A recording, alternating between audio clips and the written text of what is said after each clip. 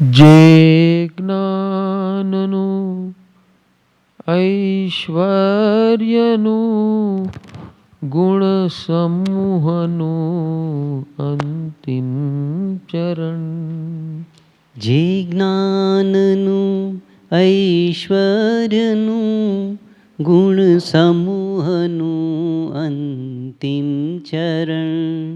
વણી પુણ્ય સત્વ પ્રભાવને કરુણાતણું વહેતું ઝરણ.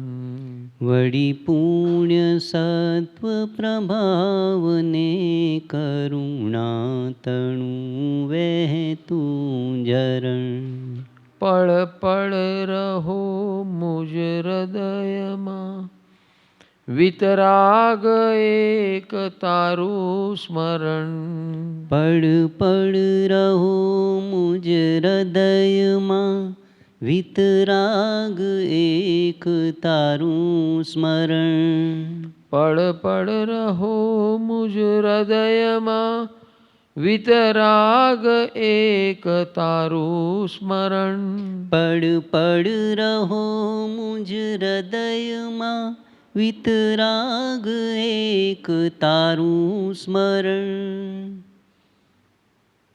અરિહંત અતિશયવંત તુજને ભાવે કરું વંદના. અરિહંત અતિશયવંત તુજને ભાવથી કરું વંદના. ભાવથી કરું વંદના મારા કર્મની નિકંદના. ભાવથી કરું વંદના મારા કર્મોની નિકંદના. અરિહંત અતિશયવંત તુજને ભાવથી કરું વંદના. અરિહંત અતિશયવંત તુજને भावથી करूं वंदना. आज से 9 दिन तक हमने अरिहंत परमात्मा के गुणों का, अतिशयों का, एक्स्ट्रा स्पेशल क्वालिटी का दोहन किया, रंजन किया. अरिहंत बनना है तो अरिहंत परमात्मा की एक्स्ट्रा स्पेशल क्वालिटीज क्या क्या है और उसके स्मरण से, दोहन से हमारे अंदर क्या क्या प्रकट सकता है वो हमने देखा. अब आज से हमारे अंदर सेवक भाव शुरू हुआ है. सेवक भाव यानी ईश्वर ने दिया हुआ रोल हमें निभाना है ज्ञानपूर्वक. वैसे देखा जाए तो हम स्वच्छंद है. स्वच्छंद यानी हम अपनी मर्जी से कुछ भी करते हैं. वो हमारा दुर्भाग्य है. पशु पक्षी जीव जंतु सब कुदरत आधारित है और मनुष्य एकमात्र ऐसा प्राणी है जो अपनी मर्जी से करता है, अपनी मर्जी से सोचता है, अपनी मर्जी से निर्णय लेता है, अपनी मर्जी से इम्प्लीमेंट करता है. इंसान ही एक ऐसा प्राणी है जिसके पास ये स्वतंत्रता है, इसीलिए वो स्वतंत्र बन सकता है.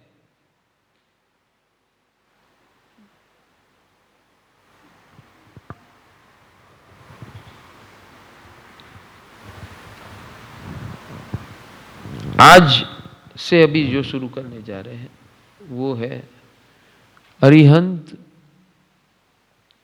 कैसे बना जाता है, क्या क्या करने से अरिहंत बना जाता है.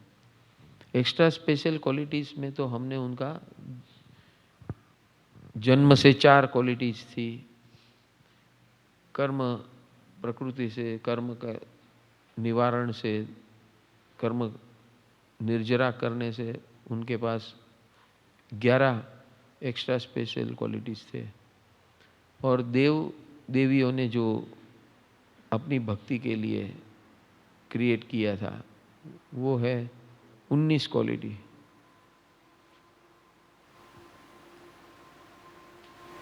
तो ऐसा देखा जाए तो कुल मिला के 4 और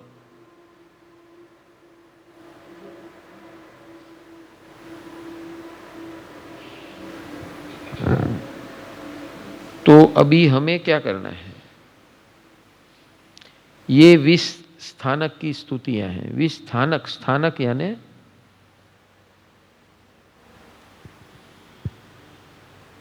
जिनका भजन, कीर्तन, गुण कीर्तन, ज्ञानंजन, उनके बारे में ज्ञान की अवस्था, ये सब करते हुए हम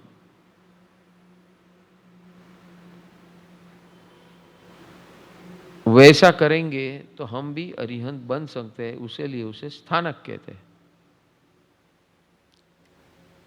स्थानक का अर्थ ये है कि इस प्रकार के गुण विकास करना, हमारे अंदर विकास करना।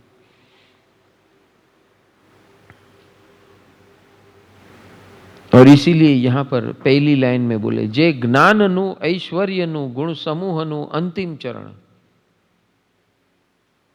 जे ज्ञान नु ऐश्वर्य नु गुण समूह नु अंतिम चरण।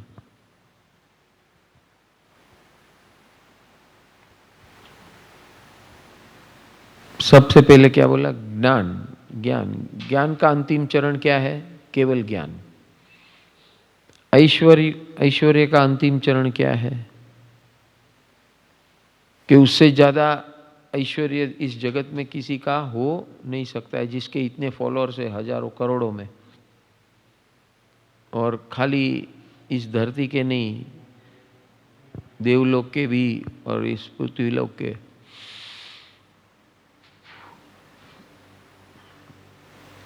इतना ऐश्वर्य है अरिहंत परमात्मा का।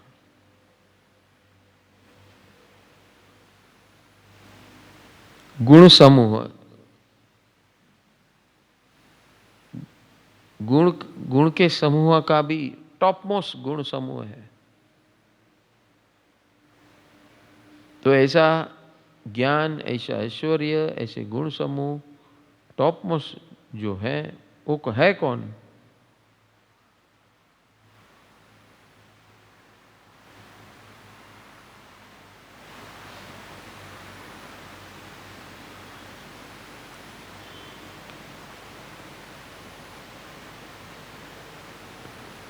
तो ज्ञान भी उत्कृष्ट है, ऐश्वर्य भी उत्कृष्ट है, गुण का समूह भी उत्कृष्ट है, और साथ में पुण्य, सत्व, सत्व का प्रभाव और करुणा। करुणा जैसे बहती है, नदियां बहती है, वैसे करुणा तथा वेतु झरण।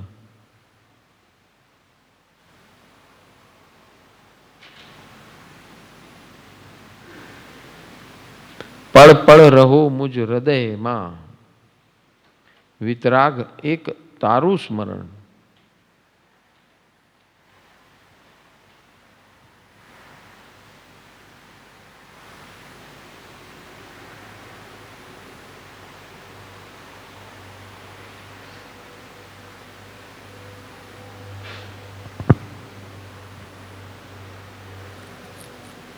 अरिहंत अतिशयवंत तुझने भाव थी करु वंदना।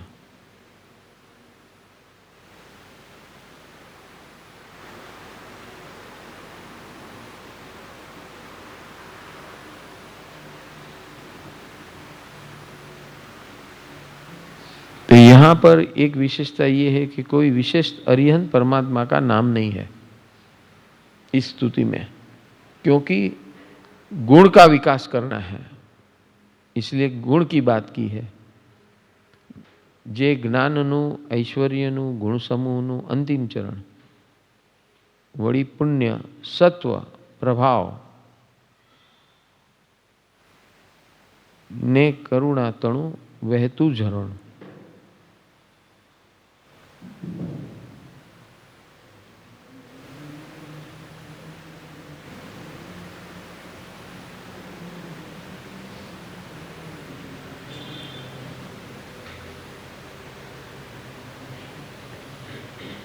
तो हमारे अरिहंत परमात्मा कैसे हैं, उसका गुण कीर्तन क्या करना है।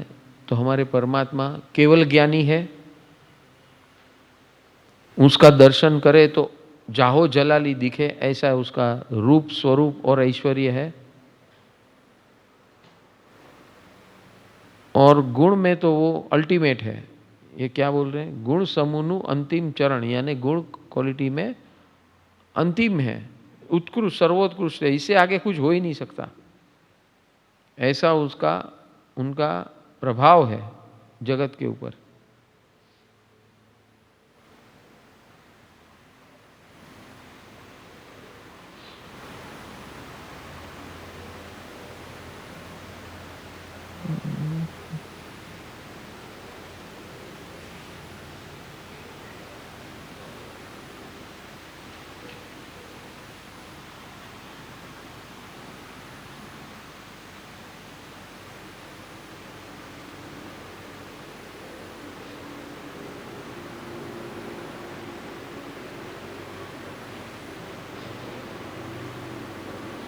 तो अरिहंत परमात्मा का जो पुण्य है, सत्व है और प्रभाव। पुण्य क्या है, तो कि करोड़ों देव देवियां उनकी सेवा में हाजिर है, हजारों राजा उनकी सेवा में हाजिर है, और हजारों साधु साध्वी उनकी सेवा में हाजिर है, गणधर भगवान उनकी सेवा में हाजिर है। उसके लिए हमेशा पुण्य, सत्व, प्रभाव और करुणा का झरण।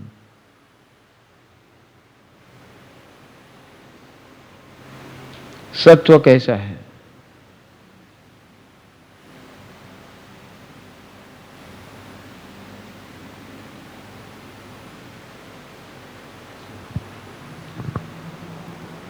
तो पुण्य है, सत्व है। सत्व यानी इंटरनल स्ट्रेंथ है। प्रभाव यानी जब वो हाजिर होते हैं तो उसका प्रभाव पड़ता है हम सब पर, मंत्रमुग्ध हो जाते हैं हम सब।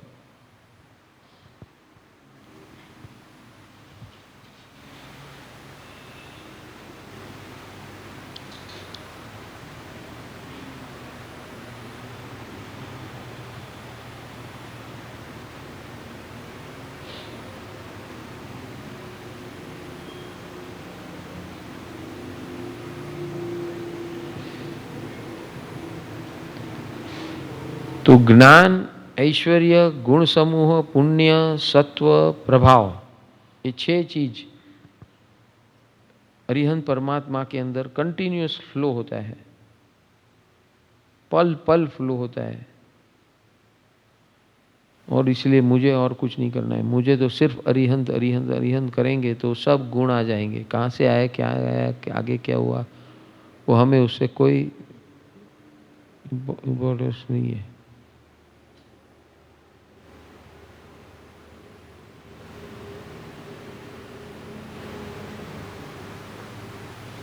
पल पल रहूं।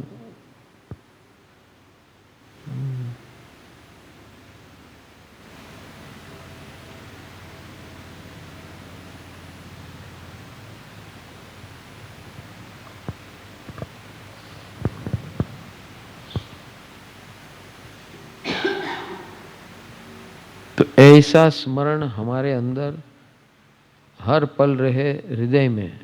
और हृदय में इसलिए रहे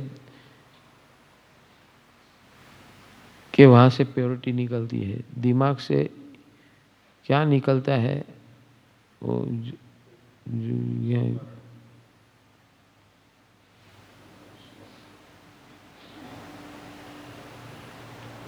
तो वो स्मरण करने से, हमने किया था ना स्मरण, शांति स्मरण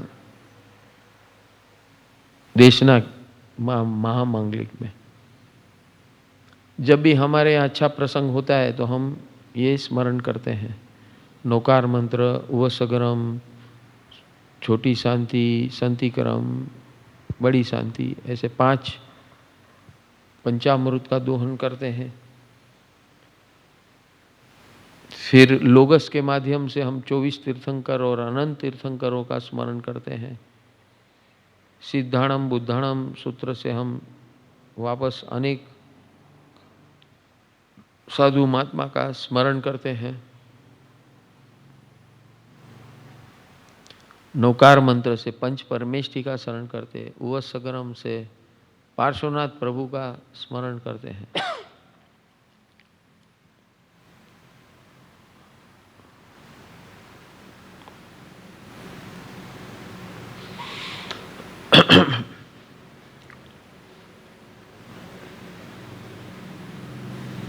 तो ऐसे अरिहंत परमात्मा, तीर्थंकर परमात्मा के जितने अतिशय है, एक्स्ट्रा स्पेशल क्वालिटीज है, वो सारी की सारी क्वालिटी को मैं भावपूर्वक नमस्कार कर रहा हूँ।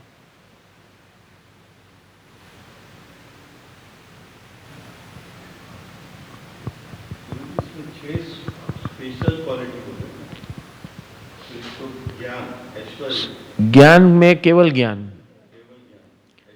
ऐश्वर्य में अष्ट प्रतिहार्य, कि दूसरे को नहीं होता है ऐसा, कोई दूसरे भगवान को ये नहीं होता है, अरे दूसरे सामान्य केवली को ये नहीं होता है। अष्ट प्रतिहार्य यानी क्या? हाँ, वो कौन से क्या क्या है अष्ट प्रतिहार्य है मालूम है?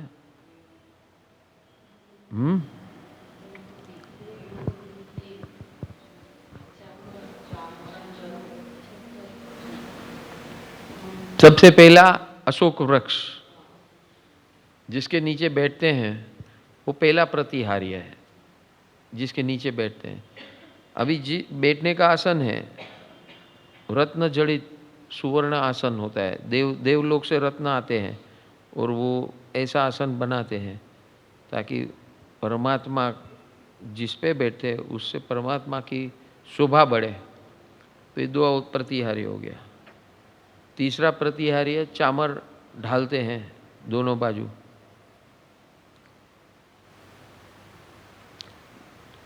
चौथा हो गया पुष्प वृष्टि करते हैं। देवलोक चामर ढालते हैं और पुष्प वृष्टि करते हैं। तो कितना हो गया? अशोक वृक्ष, सिंहासन, चामर ढालते हैं और पुष्प वृष्टि, चार हुआ पुष्प वृष्टि। फिर पांचवा है दिव्य ध्वनि। ध्वनि, उनके अंदर से जो ध्वनि निकलती है बहुत दूर 250 योजन तक उनकी ध्वनि जाती है बाहर दूर। ध्वनि यानी दिव्य ध्वनि। दिव्य ध्वनि यानी हृदय से निकले हुए तरंग उतने दूर जाते हैं। फिर 3 छत्र, अशोक वृक्ष के भगवान हमेशा 3 छत्र के नीचे बैठते हैं। ये देव देवियों ने निर्माण किया है 3 छत्र। क्यों? कि 3 लोक के नाथ है और उनके अंदर सम्यक दर्शन ज्ञान चारित्र पड़ा हुआ है।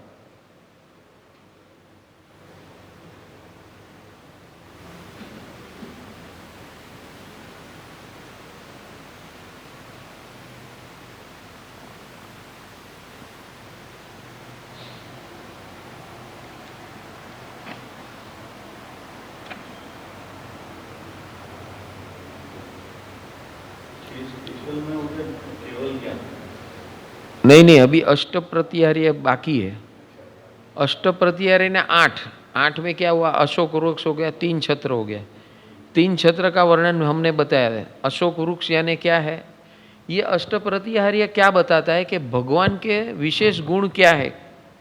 ये गुण समूह जो बोलते हैं ना, वो गुण का समूह, विशेष गुण का समूह क्या है? तो ये अष्ट प्रतिहार्य सूचित करता है कि भगवान ऐसे ऐश्वर्य वाले हैं और ऐसे गुण समूह वाले हैं। तो ये अशोक वृक्ष क्या बताता है कि भगवान कैसे हैं? शोक रहित है, इसीलिए अशोक के वृक्ष के नीचे बैठे हैं। उनका दूसरा ऐश्वर्य क्या है? तो कि ऐसे पूरे दुनिया की जितनी जायदाद इकट्ठी करो और फिर उसमें से सिंहासन बनाओ, उससे भी अमूल्य सिंहासन के ऊपर भगवान बैठे हैं। ऐसे रत्न का, सुवर्ण के अंदर रत्न जड़ित ऐसे सिंहासन जो देवलोक से आता है बन के। इस धरती के ऊपर कोई ऐसा बना ही नहीं सकता है। तो देवलोक लेके आते अपनी भक्ति स्वरूप सिंहासन भगवान के लिए। तो कई लोग बोलते हैं कि हाँ भगवान तो क्या खुद तो रखते नहीं है, वो उठ जाए और चलने लगे तो सिंहासन थोड़ी लेकर चलते हैं। लेकिन ये अष्टप्रत्यार्य की खूबी है कि वो भगवान के साथ चलते हैं पूरा।